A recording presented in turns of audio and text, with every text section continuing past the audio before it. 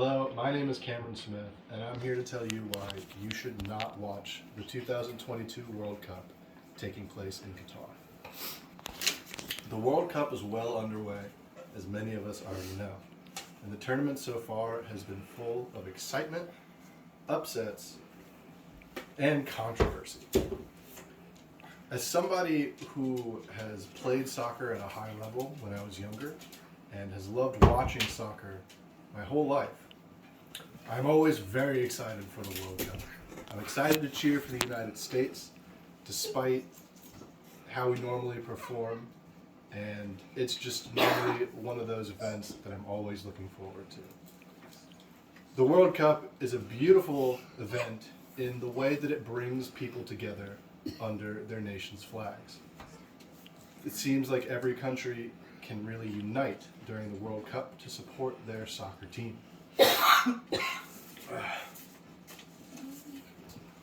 This year is an especially exciting year to watch, as the United States looks like they might finally be competitive for the first time in my entire life. Additionally, this is the first year that I can watch the tournament with my kids at home. So, I want to invite all of you to, together with me, to turn off your TVs. The 2022 World Cup in Qatar is rife with bribery, corruption, and death, all at the hands of FIFA and their selection for who would host the tournament this year. I would like to ask everyone watching to strongly consider ignoring the World Cup this year on all platforms. As a Google search or turning it on the TV all results in traffic being reported for the event. Daniel Huff from the University of Sussex put together a thorough list of accusations towards FIFA and Qatar regarding the awarding of the World Cup in 2022. This clear and thorough list that was put together shows that the United States Department of Justice has criminally charged over 77 individuals and 4 corporations regarding bribery and money laundering in relation to Qatar and the World Cup. Additionally, somehow, the president and vice president of FIFA, despite serving an 8-year-long competitive soccer ban as a result of the investigation done 10 years ago, 12 years ago now, somehow were acquitted of all charges. This year's World Cup is such an obvious example of corruption in FIFA that it has become very difficult to continue supporting. But why should we care if Qatar hosts the World Cup or not? Because Qatar ignores the basic human rights of all of its people. I'm sure many of you have now seen the rules revolving around attendance of the World Cup in Qatar.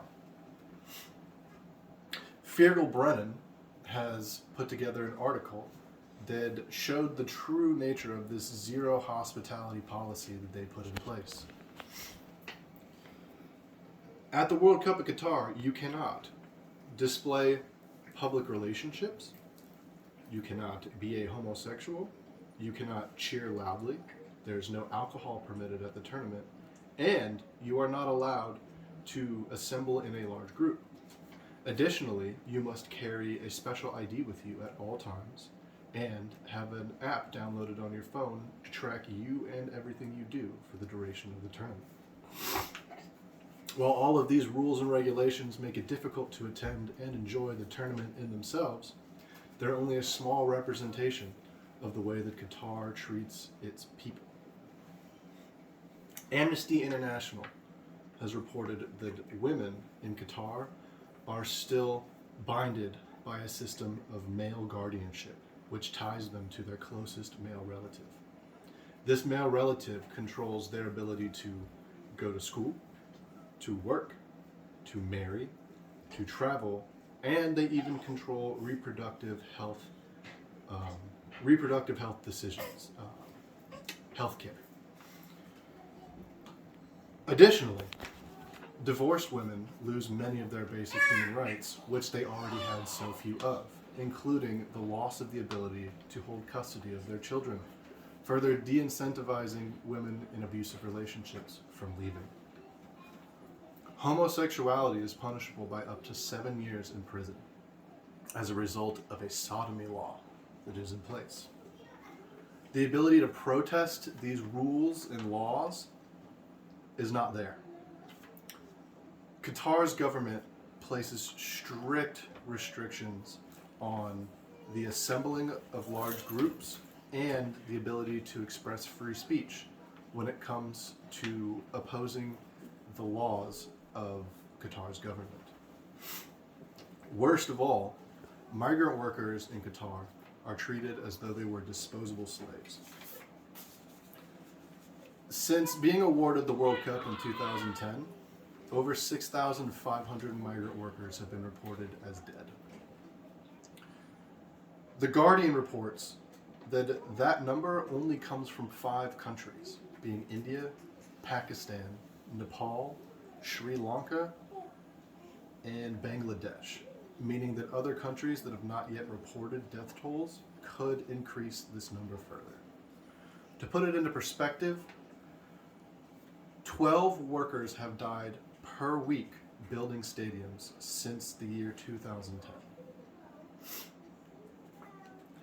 These deaths, being ruled suicides and sudden deaths by Qatar, have received no formal autopsies, as Qatar hides its tracks behind lies and hidden bodies, as they continue to refuse any transparency when communicating with other countries regarding the matter. This has left thousands of families in distress and mourning for the loss of their loved ones, as they receive no information about the true nature of their deaths, as well as the authorities receiving no information. In conclusion, neither me nor my family will be watching the World Cup this year. We will not support the World Cup in any way, shape, or form. We will not be a number on the viewership statistics that help fund these types of projects.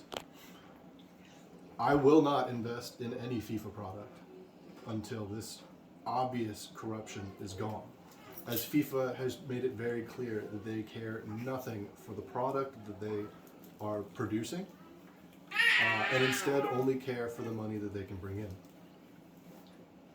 I implore all of you listening to me to consider everything that I have laid out today before deciding to watch the World Cup or not this year, as Qatar does not deserve any of our positive attention, does not deserve any of our time. The only thing that Qatar and FIFA deserve this year is a complete international boycott of the 2022 World Cup. Thank you for listening.